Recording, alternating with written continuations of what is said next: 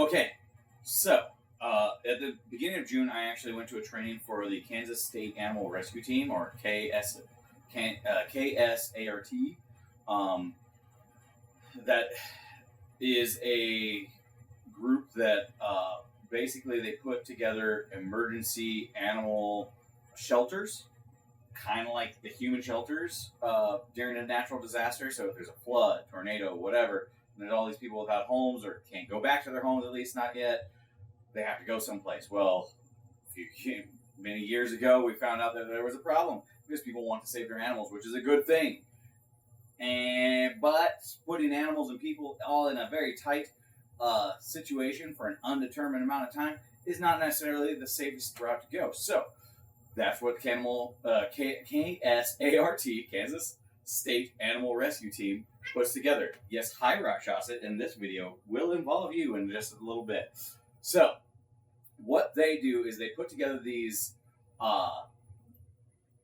shelters so that people can bring their animals and know that they'll have a safe place to stay for their animals as well as themselves when they go to the human shelter. Okay, but going through the training, yes, we'll talk about it here in a bit. Going through the training, one thing that flashed in my mind was a situation where when I lived in Georgia in an apartment, it was an apartment complex that allowed pets, and there was pets in everybody's apartment. I knew you could see them. And there was a fire alarm one day.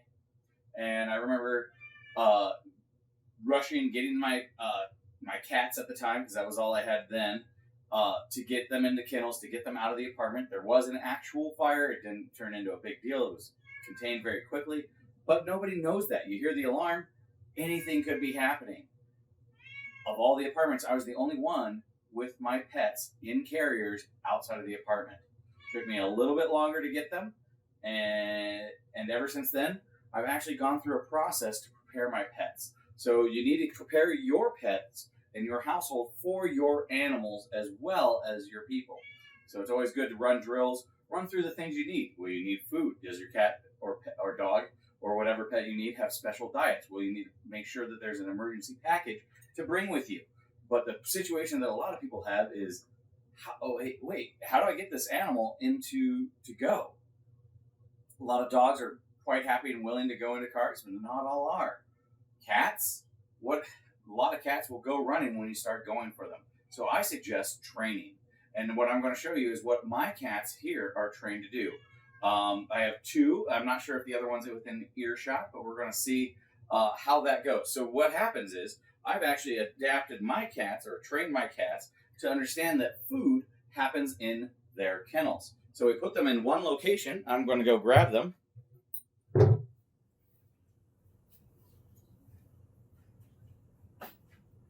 Okay, so at the beginning of this video, I did not have the kennel out. The reason for that is because the cats are trained for it, and this is a new location. And for Rakshasa, actually, this is a new kennel, but cats can easily be trained for the kennel. What I did was I basically started actually feeding them their daily food in their kennel. I first put the bowl right in front of the kennel. Then we moved it a little bit further back, and then a little bit further back. And then eventually it all the way went back in. Then eventually I also added that they had to go in, and then I presented the food at the front of the kennel. So they would have to walk in and then get presented with the food. So that is how that training went. Since this is a new kennel, I do have some treats in the back for Rakshasa so that he gets that immediate reward.